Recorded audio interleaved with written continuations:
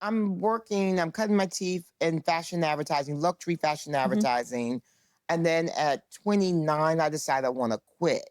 But didn't you want the paycheck? Ain't nobody worried about no paycheck. I knew I could do with a lot less. I knew I didn't need But a sometimes, six-figure salary to take care of one person in Harlem. but sometimes people begin to get the six-figure salary and then they get addicted to it and they don't know that. That didn't Right. happen to you. I mean, I liked all the stuff. I liked the perks of it, but I also have always been this restless kind of gal. Mm-hmm. And freedom has always been far more important to me than money.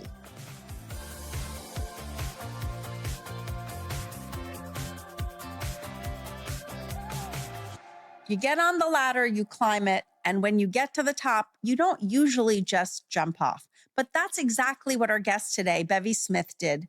She was in her late 30s and she found herself in amazing rooms at luxury fashion houses all over Europe, but she didn't like the person that she'd become or the life that she was living.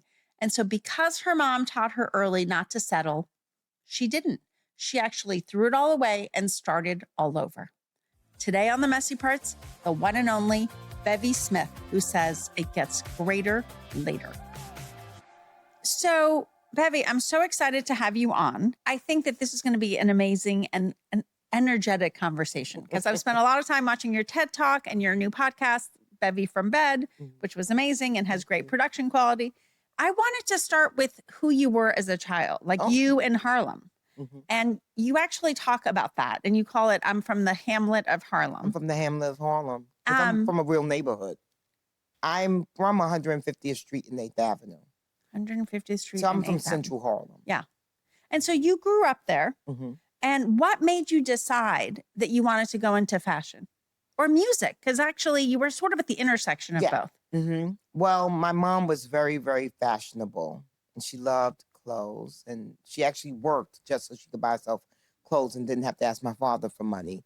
And so I grew up around this very fashionable woman, this woman who really took looking good seriously. Also, when I was a kid, there was a great bar on the corner of my block called the Dunbar Tavern. There's a big housing, used to be a co-op, and it was built for upwardly mobile Black people. Mm-hmm. So it's right across the street from where I grew up. In the Dunbar Tavern were the most glamorous women you ever want to see. And they were barmaids. Back then, female bartenders were called barmaids. Back then, children could go into bars. So my mom and my dad didn't hang out in the bar, but I had a lot of girlfriends that would go into the bar to see their parents. Mm-hmm. I know that sounds insane, but it is what it is. It was when you would let your kids be in a taxi without a car seat. Exactly. Yeah. Yes. It's when people smoked while pregnant. It's when people smoked while pregnant. Exactly. And drank. So you go in, it's all like beautifully lit and red. It's like velvets. It's like 1970s. You think like Superfly, you know? And the women behind the bar have on the most amazing wigs, the most amazing jewelry, the most amazing clothes, the most amazing shoes. And everyone knows them and they know everybody. And I was like, wow, they are glamour pusses. So everything that you've ever seen me host, I am literally channeling the barmaids from the Dunbar Tavern. It all goes back to Harlem. It always goes back to them, how amazing they were, the way they made everyone feel welcome. And they were gracious, beautiful, fabulous hosts. So how do you make your way from there to the world of like Rolling Stone and Vice, where you're like now at Prada in Italy in rooms? I was not looking for a job in fashion. I was a temp receptionist. And they said, there's a gig over there at this place called Peter Rogers Associates. They handled like Black Llama Mink, Bottega Veneta, Vidal Sassoon, as in Vidal Sassoon himself.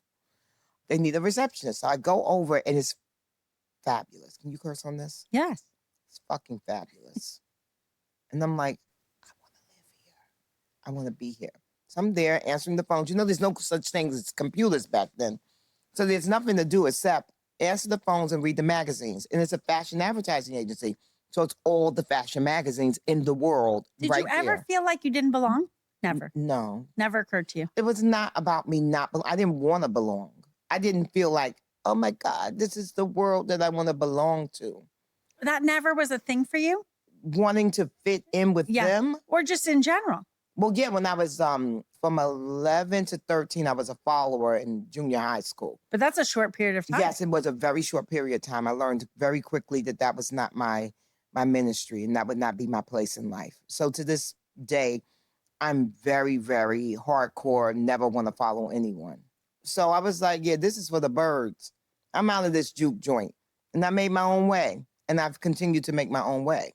So you make your own way from temp into actually... Wait, I got to tell you really quick the story of how I went from a temp to a permanent. Yeah, I want to hear about that. They put an ad in the paper.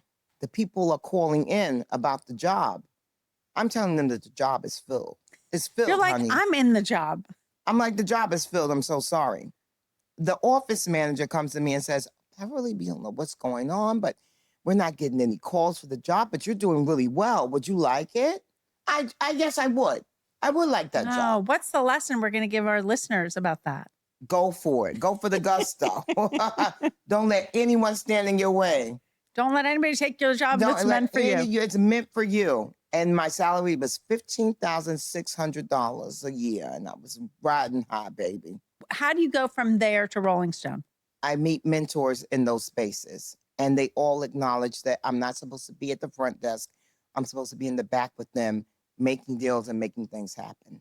One in particular, Jeff McKay, opens up his own ad agency and brings me along with him. And he says, what do you want to do? You can do any job that you want here. What do you think it is about you that makes people want to help you that way? I think that they see me. They see my talent. They see I think I am special in that way.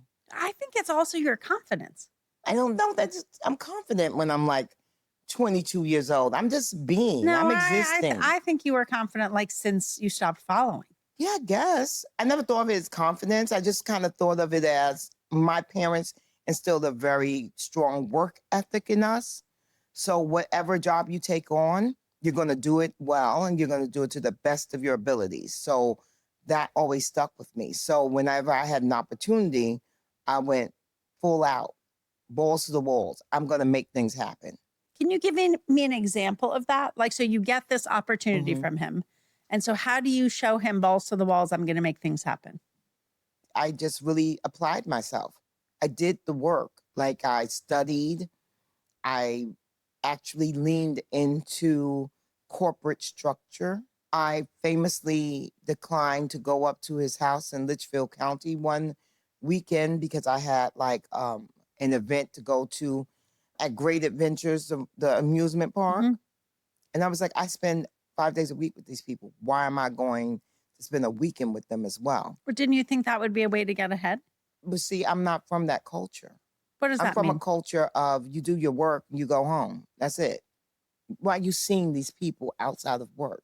If you come from a blue collar background, you'll never talk to anyone who was like, I'm like hobnobbing with the boss once the whistle blows. Get out of here. I can't stand these fuckers. I'm going home. I want to be with my people. Because I always thought like, oh, if they invite you, you have to say yes. Well, yeah, but you grew up in that space. I mean, I don't know. I'm originally from Iran. Like, so I was an outsider.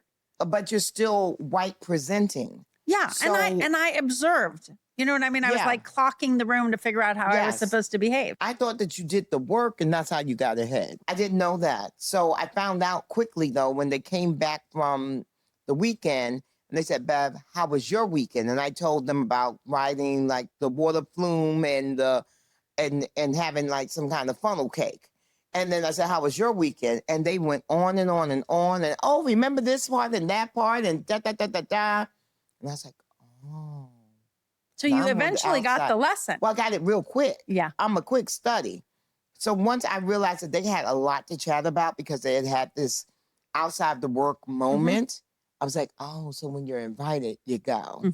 So you started showing up. Oh, yeah. I never missed another invitation. Okay, so then walk us through your career until you get to Rolling Stone. So I'm at Jeff McKay and I become a media director and he sends me to Paris. I think he's going to come with me. He says, no, I'm sending you. And I'm like, Jeff, I've never been out of the country. I don't speak French. He said, Paris is just like New York. And he was right. Yeah. It's just like New York, except they don't speak the English, which is fine. And I made my way. And that's where I met Andre Leon Talley. My first time going to Paris. Can you imagine? No. That being your first time Okay, in for Paris? people who don't know who he is. Andre Leon Talley is the reason why Anna Wintour exists. Oh, I like that. Is that my camera? Yes, that's definitely a face-to-camera moment. All right, say more. He was an amazing editor at Vogue, and he was instrumental, and Anna Wintour had said this, in training her eye for fashion, giving her the education of fashion, because she was not a fashion girl. She was editor-in-chief of House and Garden before she went to Vogue. So that wasn't necessarily her ministry, but he got her up to speed. But he was trained by Diana Vreeland, the iconic editor-in-chief of Vogue, and also Harper's Bazaar, and also the woman who created the Costume Institute. How did you meet him? I was walking down the street, ran into an editor friend of mine. He said, I'm going to the Vivienne Westwood show at the Creon. Do you want to come? And I said, I don't have a ticket. He said, oh, be fine. Let's go. Andre is like, preening and, looking around. I guess he spots me. There's no Black people at that time in these kind of spaces. So he spots me. He points at me. He says, and I come over and he says, what's your name? What's your name? And I'm like, Beverly Smith. What are you doing here? I'm in Paris because I'm pitching Kinzo. I work for an advertising agency. Where are you sitting, child? I'm sitting back there. Sit behind me. My first, second row seat, which is a big deal. Very big deal. People always talk about first row. First, you got to get to the third. First, you got to get a seat.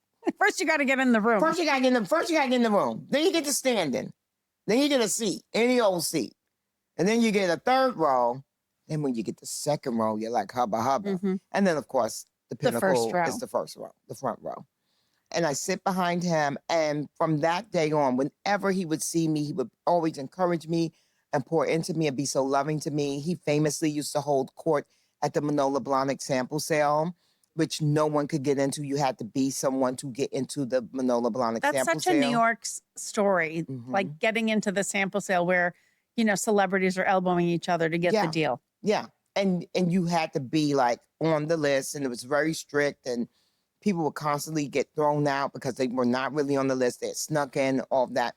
And Andre used to hold court at the sample sale, and he would be sitting on what seemed like a throne, and he would have all these shoes around him, and we would be walking around and trying on shoes. Not that, darling. Try this. Oh, God, atrocious. No, you mustn't. Oh, you must have that. You must take that. And he would just tell us what to do, which shoe to buy. So you clearly have had people who've picked you, mentored you all along the way. For somebody who's listening saying like, how do I get that? What advice do you have? I don't know to say that Andre was a mentor. I say that Andre was a well-wisher of mine. Which is something. Yes, certainly. But my mentors, there has to be a relationship. And what does that mean? People often ask me, will you be my mentor? I got to know if I like you first. This is a relationship. If I don't like you, if I fundamentally find you distasteful or boring or not interesting or just not my cup of tea, I can't mentor you. So now you're in the world of fashion. And how do you reconcile that with going home back to Harlem? Does it seem like two different worlds? Space. Yeah. So you were always comfortable as a result in the spaces. Yeah, that you I found knew where I yourself was from, and I knew how important where I was from was. I know the Harlem Renaissance is the most important artistic movement in the 20th century. Tell me about your mom. I'll tell you about my mom and my dad, because you're not going to leave out Smitty. So Lolly and Let's Smitty. go. Lolly and Smitty.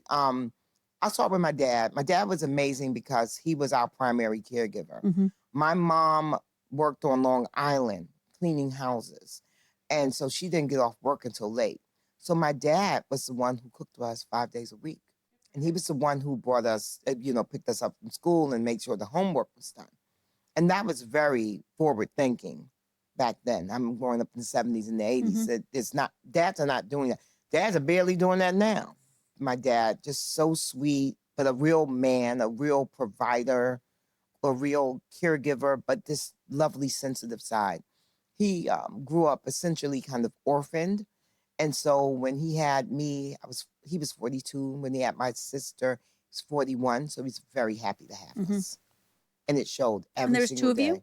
There's three of us. Three of you. I have a big brother named Jerry. So do you live in Harlem still? Of course. Where am I going? Well, you're going to have to come to the longest table because we do it on 100. Well, we don't do it, but neighbors do it on 137th Street. Not so far. Not so far. Not so far. I want to get to the part where you're at Rolling Stone. Well, first you have to get to the part where I'm at Vibe. Okay, let's go to Vibe. I'm working, I'm cutting my teeth in fashion advertising, luxury fashion advertising. And then at 29, I decided I want to quit. I don't know what I want to do. I don't know what I want to do. I just know I'm restless. I don't want to do this anymore. But didn't you want the paycheck? Ain't nobody worried about no paycheck. Why not? I'm from Harlem. I'm going to make it do what it do. I'm going to make things happen. It's fine. Oh, I always worried about the paycheck. I was like, oh, if I can't pay my bills, how's that going to work? Well, no, you can pay your bills. You'll find a way to pay your bills. You know, one of the things that I realized when I quit being at the advertising agency and when I quit Rolling Stone is that because I lived in Harlem and I had made good money, I knew I could do with a lot less. I knew I didn't need a six-figure salary to take care of one person in Harlem. But sometimes people begin to get the six-figure salary and then they get addicted to it and they don't know that. That didn't happen to you. I mean, I liked all the stuff. I liked the perks of it, but I also have always been this restless kind of gal. And freedom has always been far more important to me than money. So you stop at the ad agency. Were they surprised? Yes. I mean, Jeff had offered to sell the agency to me and one other person we were both the first employees of the agency. And he was like, you guys should just take it over. I want to retire. I'll sell it to you guys. And I was like, yeah, I don't do that. You're like, I don't like that responsibility. So I hit the road. I quit. And I did a lot of things trying to figure out what it was that I wanted to do. At that point, I wasn't ready to say I was a creative. I was like hedging my bets. I was like, maybe I'll be a publicist. Maybe I'll be like an event director. Maybe I'll be. But I wasn't like, I'm going to go out and be a creative. So in that way, I wasn't so confident. So I get a call from Mimi Valdez and from a guy named Emil Wilbekin. And they say, Vibe is looking for a luxury fashion advertising director. And I'm like, I don't want to be a fashion salesperson. And I'm like, but it is Vibe. I love hip hop. I love my culture. And I love the people that I would be working with. I'm like, let me go and see. So I go in and I interviewed for the gig. And believe it or not, the Black men at Vibe didn't think I was necessarily a good fit for the job. Why not?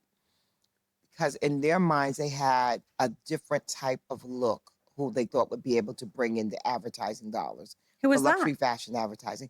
I think they wanted someone who was more model-esque. I thought you were going to be like white. They were like, well, they had someone white doing it prior to me. I just don't think they understood there would be someone like me who was a storyteller. But I told the story. The way I got all those brands, the Gucci, the Prada, the Dior, and all that into Vibe magazine was through storytelling. What does that mean? That I brought over with me. Of course, I had all the stats. I had all the, the decks and all the demographic profiles, blah, blah, blah, CPM conversations. But what I really did was I explained to them that a cultural birthright of Black folks is our ability to look good. And that we did that not just because we wanted to show out and show up, but because when Jim Crow was instituted, they also spread rumors that we were dirty and unkept.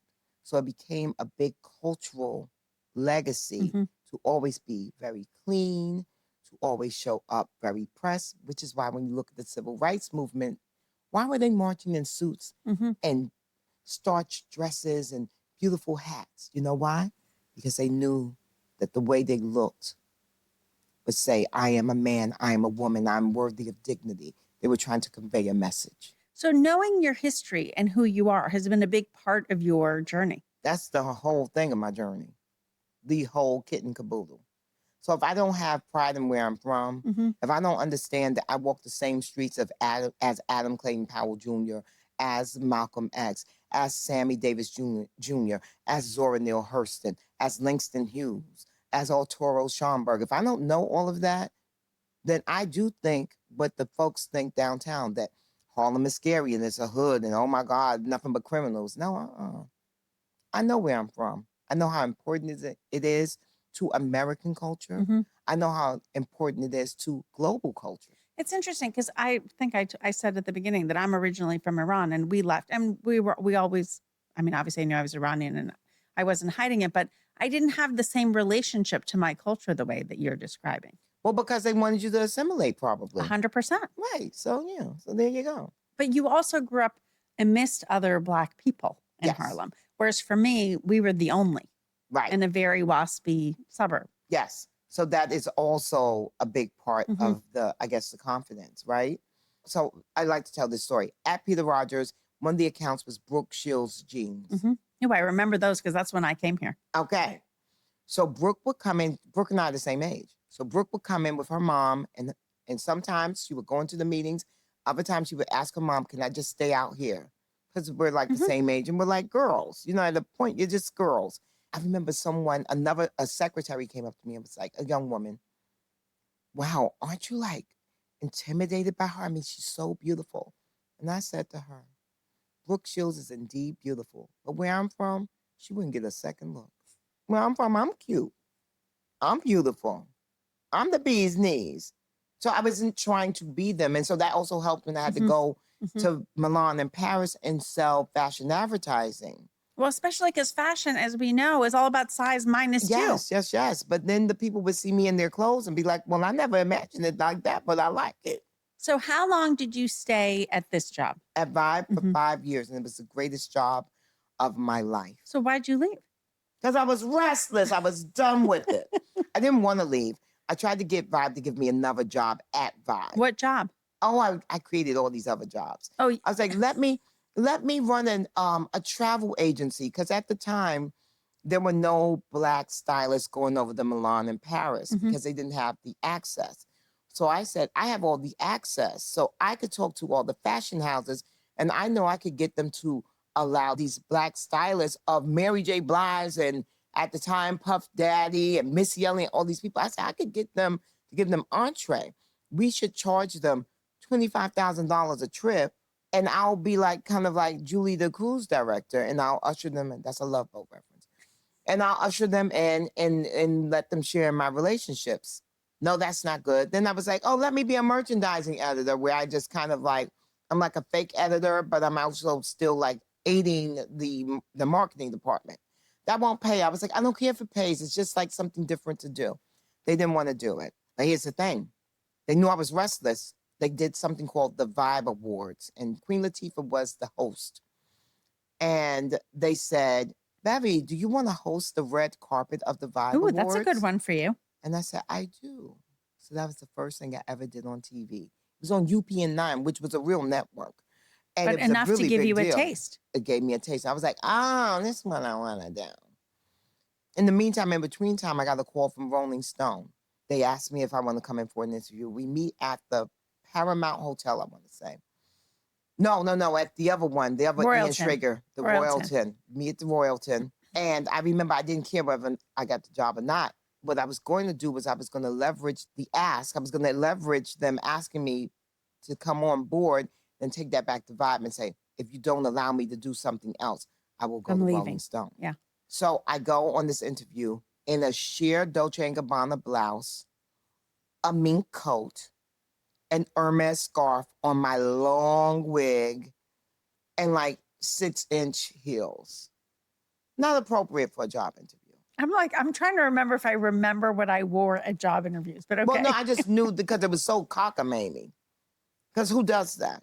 You First do. of all, you don't know if someone... The answer is you do, Bevy. Right. But you don't know if people are like PETA folks, so you shouldn't wear mink. You probably shouldn't wear a sheer blouse because your titties are out. You probably shouldn't wear... Yeah, that I might not have done. You know what I mean? So the things are just kind of crazy. It's kooky. So that's why I remember it, because I also did it because I wanted to show them, I don't really care. I don't care about this job. What was their reaction? The publisher gets a kick out of me because he's from Staten Island. So he's scrappy. So he's like, she's got guts. Yeah, she's got moxie. I like her. The other white guys are very traditional white guys. So they're like, what is going on? At one point, one of them says, "Can we have your resume?" And I say, "No." He says, "Well, you're coming in for a job. You have to have a resume." I said, "What brands do you want in your magazine?" Rattles off a few. I said, "Do I need a resume if I can give you the personal numbers to every president or CEO of those brands?" And that's when the publisher's like, "Oh my God, I love you. You're hired." So you end up leaving. Girl, no, I didn't want to go. I know, because you were going to leverage this job. Right. And then I go in, and there was a person who did not want me to be at Vibe because I was very I was doing a lot. And I was wreaking havoc at Vibe, and no one could tell me anything. I remember at one point they came to me and said, "We're going through a budget crunch, and so no one else can fly first class except for the editor-in-chief and the publisher." And I said, "Well, I can't go to Europe then."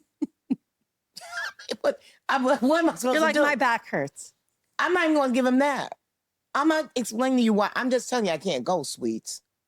I'm not riding in cargo. I needed some of your confidence at some of my earlier I don't jobs. think of this as confidence. It's just like, you know, some things. Like, what? Why would I? Why? Because I would then deliberate. Wait, what should I have said? No, you're like right there in the moment. You have the line. It was stupid to me. I'm bringing them millions of dollars. I'm going to be riding Coach. Let them fucking ride Coach. They're not bringing in $10 million. So then what happened? So the person that did not love my moxie went to the president and was like, "She's got this opportunity and we can't match it. So I guess it's over." So then that's how I get to Rolling Stone. And Rolling Stone is like, you know, prior to Vibe, I'd only worked in all white environments. So I went back to work in an all white environment. It was just, I didn't want to do that kind of work anyway. So imagine getting there, and I used to call Amy, who you know, almost every morning, be like, "I can't do this." And I had a little calendar. I would mark off the days like I was in jail. It was very sharp. Well, how many days were you going to stay? Long enough to get my bonus. So you already knew pretty early on that you weren't going to stay. Yeah, immediately. Because I had a choice to make even when Vibe said no. I could either quit Vibe and then go and pursue this new life that I wanted, or I could go to Rolling Stone and take the money that they paid me, and that would be my little... So for those 11 months that you were at that job, you were plotting your exit. Yeah. Yeah. Not even plotting. I just knew I was going to exit. I mean, you knew you were leaving. It wasn't even a plot, child. It was a... No, but you were saving and trying to think about how you were going to do the next thing. Yeah. Well, no. I wasn't thinking about how I was going to do this next thing. What did you think your next thing was going to be? I'm going to act. I'm going to write. I'm going to do TV. I'm going to be a comedian. I'm going to be a singer. I'm going to do everything and anything I've ever wanted to do creatively. So really something in you broke open and creativity sort of spilled out. Yes. What do you think it was? The red carpet? Oh, no. Because remember, prior to that, I already had that moment. If you read my book, Revelations, Lessons from a Mother, Auntie Bestie. That's a great title. Thank you.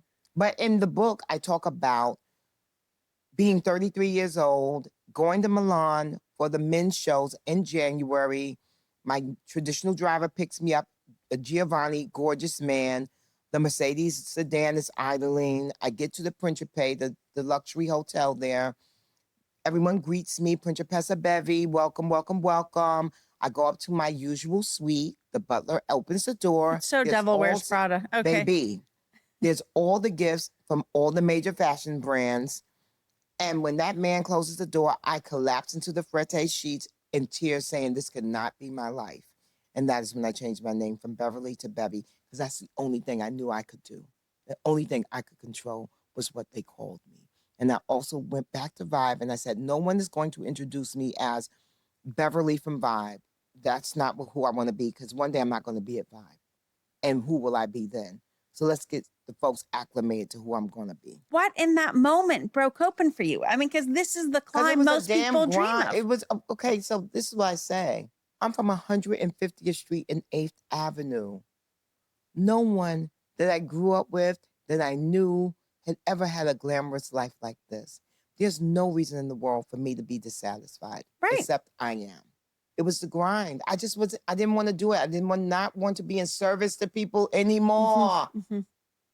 I want to be served. I do not want to serve. I don't want to do it. I don't want to have another fucking client dinner. When I tell you I was a terror at that damn job. I love the Bevy bitch image. I was a terror. They would make meetings. Who's going to be there? Anybody under a vice president, I'm not meeting with them. But even with all that, it ended up feeling hollow enough for you to want to walk away. Yes, it was so hollow. That's the perfect word. It was very hollow.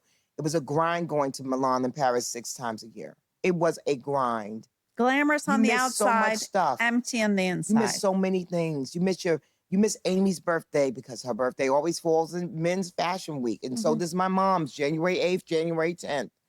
You miss your sister's wedding because that's the women's fashion week in the summer. You miss all these big monumental events in service to what? Fashion? Get it out of here. At 11 months, you walk in and quit. Yeah. And what did that feel like? Freedom? Terrifying? You know what I played before I went in and quit? No, what song? Frank Sinatra's I Did It My Way. Regrets, I've had a few, but then again, too few to mention. Yeah, baby. You were living high on the hog, hollow feeling, right? But then when you leave, all of a sudden, it's like the corporate card has been paying for so many things. That I had no idea they were paying for. What do you mean? Girl, it was just my life. I didn't know they were paying for all the, it just didn't compute. I was just like, surely I'm having all these things because I deserved it. I didn't know who was paying for it. So when it ends, you hit broke, really broke. Well, 2 years though, after I quit. First, I went and did, my sepia version of Eat, Pray, Love. I went to Cape Town, Johannesburg. Then I went to Brazil, 3 places in Brazil. Then I went to all the money saved Costa up. Rica. You're traveling the world. Not even just on that. Then I went to LA because I just I want to do TV, so I need TV connections. So let me go out and do some calls and some meetings. What? Don't know anyone, lady. Why are you going to LA first class and staying at nice hotels? You're crazy. You're living the life. You're going to manifest it. I'm living the life. I'm going to manifest it. Then I was taking all my acting classes, my writing classes, my improv classes, my DJ classes, my photography classes. So at the end of the 2 years where you're on a world tour, getting an education in creativity, you hit broke. Yeah, I was broke. So how did that feel? Broke, but not broken. I was blissful, but broke. That's a chapter in the book, Blissful, but broke. Because I was doing everything I set out to do. I was writing for Interview Magazine, for Paper Magazine. I did the first ever. But they don't even pay. I mean, we know it's $500, $750. Right. The dream gig TV. That you're paying for. Yeah. I'm doing TV, but I'm doing everything I ever dreamed of. It's amazing. Yeah. I've made it, I don't know if you know that, but I made it. Because who quits to do all these things and actually does them? You. I just wasn't making any money, but that's beside the point. Well, that's okay, because the money's going to come. Right. But when?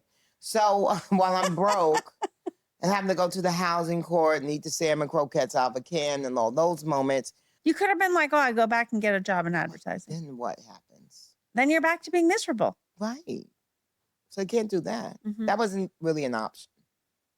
Couldn't do that. So you just kept going. Kept going. And that's how I created Dinner with Bevy. And that is it takes off. And then Dinner with Bevy feeds my creativity and my celebrity relationships. So it just opens wonderful. doors and connections. Opens doors and connections. It's wonderful. And how'd you get the show on Bravo? Lovely story. I quit the job. And I tell everyone I'm quitting Rolling Stone. I literally tell everyone. Security guards, waitresses, 5-year-old nephew. One of the people that I tell is a guy that I worked with who was at Paper Magazine. And I tell him about it. And he's like, that sounds really good, Bev. Calls me summertime. Hey, Bev, I'm on Fire Island. And I'm with this guy named Andy Cohen. He's at Bravo. I was like, oh, I love Bravo. He says, well, they're looking for someone to be a co-host for the new Tim Gunn show. They want someone who's a woman and who knows fashion, who is funny. Can I give them your info? I said, of course. They call me. I have an audition. They film me. They send the film to the executives, Andy Cohen, Amy Introcaso Davis, and a few other folks. And I get a contract in 2 days. How did that feel? Amazing. Because I was I knew I could do it. And by the way, this is literally maybe a few months after I quit. So I'm so ecstatic. You're riding high. I'm riding high. And then I get the contract and I'm I'm a business lady. I read the contract. I think a lot of the early Bravo people didn't really read the contract. Well, also just so exciting to be on TV. Right. Not me. I'm like, I want to be on TV, but I also want to get back to riding in the town car. The deal is really bad. This is business affairs. Yeah. This is nothing to do with the executives. This is just standard boilerplate Bravo deals. No one knows you. Why are we paying you? But I'm not a reality TV person. I'm a host. So I'm going to be treated like a host. I'm talent. I'm not like somebody You're like, I'm in first class, remember? I'm not somebody that's on TV, like, telling all her business and then throwing a glass of a Cosmopolitan at somebody. That's not me. I'm here and I'm going to have a skill set that I'm going to showcase. So I tell my lawyer to go back and negotiate. He tries to go back and negotiate and they say no. And my lawyer comes back to me and says, Bev, I guess we don't have any choice, but you got to sign it. And I said, well, we always have a choice. I'm going to choose not to do it. He said, good on you. She goes back and tells him she's not interested. Andy's office calls and says, Andy and Amy would like to meet with you. I go in and literally $12,000 worth of fashion. I looked like a good time. And I also looked like a fashion girl. So I walk in and Andy's like, wow. And then I sit down and I've always been this kind of person. I never really believed in interviewing, as you know, from the Rolling Stone interview. No resume. No resume. So I sit my ass down and I have a conversation with Andy Cohen and Amy Introcaso Davis. And Andy says, you're amazing. You're even better in person than you are on tape. We will work together. And for 7 years, Andrew Cohen cast me in all kinds of pilots, had me guest on shows, all kinds of things. And then one day I called Andy because a friend of mine wanted to go watch What Happens Live. And he says, I don't have any space, but I also don't have a bartender. If you bartend for me... Oh, this is back to Harlem. There you go. Look at you putting it together. I never even put that together. Thank you for that. He said, if you will bartend for me, I'll give your friend a seat in the audience. At the time, I had a holding deal with BET. They paid me money to have me sit out while they developed something for me. So I cannot do TV for anyone else. But at this point, Bravo is not the Bravo that it is now. And Watch What Happens Live is certainly not the Watch What Happens Live that it is now. So I'm like, ain't nobody at BET Nobody's going to watch What Happens Live. So I'm like, I'm just going to bartend. And also remember, they don't really show the bartender. It's like one time, it's like, and at the bar, we've got Bevy Smith, dippity-doo-dah, dippity-a, and then that's the last you see of me. So I'm like, it's going to be fine. But this time, he's doing a one-on-one with Bethany Frankel. And Bethany and I had done a pilot together called Fashionality that Andy had put together. So Bethany knew me and felt kindly about me. So when the lights go on, when the camera goes on, she's like, Bevy, oh my God, you're fabulous, love you. And Andy's like, oh, Bevy. And all of a sudden, Andy's like, come from the bar, let's do shot ski together. So now I'm on TV. I'm not supposed to be on TV because I'm in a holding deal to BET. When it's over, Andy says, I got the thing for us. I got a show for us. It's like going to be about fashion. You're going to do it with the boys from the Real Housewives of Atlanta, Miss Lawrence and Derek J. I don't want to do fashion TV. I want to do fashion. But at this point, I turned down so many jobs. But at some point, you need the job. At some point, I need to do the TV job. Yeah. Because I've been saying no to a lot of shows. You need the tape. I had the tape because I've been doing all these things. But I needed to just buckle down and commit to something. A regular gig. Yeah, like, sweetie, do it. I thought it was just I didn't think the show would go. So they were doing like 3 shows as a test that were going to air. So they're going to be focus grouped on air. I never thought the show had a chance to live. So I'm like, yeah, I'll do the 3 shows. Okay. What happened with BET and your holding deal? So I said to Andy, well, I don't know if I can do, so this is how much I didn't want to do this fashion show, Fashion Queens. I said, Andy, I got a holding deal with BET. He said, well, it makes good sense for BET. We're not conflicting audiences, and it can only help them if you're on another network that has nothing to do with them, because they might pick up some new audience members. It can only help them. We'll let the agents handle that. That's what he said to me. And by the way I got my deal at CAA, the way I got CAA as my agent, my life. So you know about human design? No. There's this thing called human design. It's like astrology. It's like woo, woo, woo. But there are these people called projectors. Mm-hmm. And projectors are people that everything comes to them. They cannot pursue. They must receive. Are you a projector? I'm a projector. Because it's all I'm seeing how it's all coming to you. Girl, just for the the record, things come to me. I be minding my business, smoking a cigarette and drinking a martini, and the people come to me. I don't do any of those things, by the way. But the things come to me. It's the craziest thing. So in this case, how did CAA come to you? I'm minding my business, doing a speaking engagement where I'm interviewing Tony Goldwyn, Shonda Rhimes, and Kerry Washington. I had done a dinner with Bevy for Kerry Washington. So she loved me. So I'm doing this conversation with those three guys. And a friend of mine was at CAA, and he was like, hey, some of my colleagues want to meet you because they want to know if you have an agent because they want to represent you. What? I mean, you know how long people try and get into these big agencies. Yeah, forever. Forever. Maybe never. So why do you think that it's greater later? Because I'm living proof it gets greater later. Like, I just keep going. You know, I started acting. I got my first acting gig at 56. And again, it was supposed to be 3 lines, and it turned into 3 seasons on an Amazon Prime show called Harlem. When you look at where you want to go next, what do you see? So I'm doing In Bed with Bevy. Yeah, yes, we watched. I'm getting a Webby. I'm getting an Emmy. I'm doing Broadway. Oh, I did see that. Grown Ass Woman, my one-woman show. Also, just last week, I did the Jellicoe Ball. I was a guest judge. You know, the Cats version, the house version of Cats. I hear that's even better than the original. That's what I'm told. I loved it more. So there's that. But I was on Broadway, on the stage, in a Broadway show. So again, that's my seeds of manifestation happening. So I'm going to do Broadway. I'm going to keep acting. I want to be a great character actor.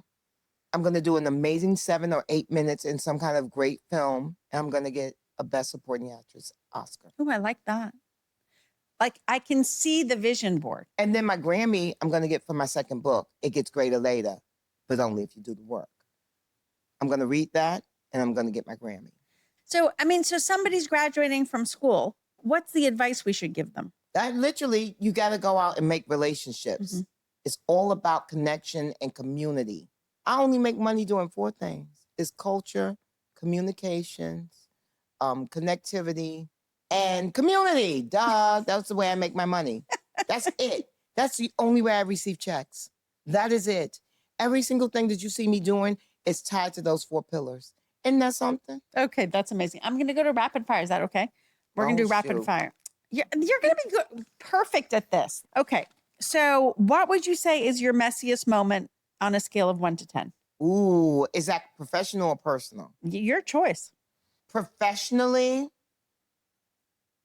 I can't say because I don't know if it's a statute of limitations. You can just allude to it. What I will tell you is that when they want to fire you from a job, most people can get caught if you just comb through their expense accounts. Okay. That sounds scary and messy. Okay. Was that a 1 to 10? What was that? Oh, that's probably an 8. That's an 8. Okay. Last time you cried? Oh, yesterday. What would you tell somebody to do before they're 35? Have a lot of sex with men who adore you. And I don't care what your body looks like. They have to worship you. Okay. Where'd you get that lesson? My mother. Okay. We're back to your mom, which I love. What is a piece of advice you would give to somebody who is in the middle of a pivot? Do it scared. Do it delusional. Do it when everyone's telling you that you shouldn't do it. Do it anyway. And my final question is, what would you say is your walk-on song? Oh, that's easy. Odyssey's Native New Yorker. What's your walk-on outfit? Because, I mean, clearly you're at the intersection of both. It's definitely high heels. It's definitely a dress. It's definitely cleavage. And is there... And I'm going to smell real good. Oh, smell. Okay, I didn't have that on my list. Waft. Well, Bevy, I knew it was going to be fun. It was even more fun than I could have imagined. Oh, I'm just so glad we did it. I am too. Thank you so much for coming. Thank you for having me. I was exhausted, but now I'm exhilarated. It's the power of the blue couch. Can I tell the people to watch In Bed with Bevy? 100%. Oh my gosh. Go for it. Okay. In Bed with Bevy. Yeah. You talked about the pivot. Yep. This show is all about people who are successful. They're not celebrities, but they're notables. People that have written New York Times bestsellers. They're people that you see on TV. Just people that are very successful, that have made it to, have made their dreams come true, but now are looking for a new dream. Bevy, it was amazing. And definitely we're going to be watching In Bed with Bevy. Thank you. Bevy Smith, we knew she was going to be a great conversation, and she did not disappoint. Remember, tell 10 friends, like it, review it. That's how we get to share more messy stories with you.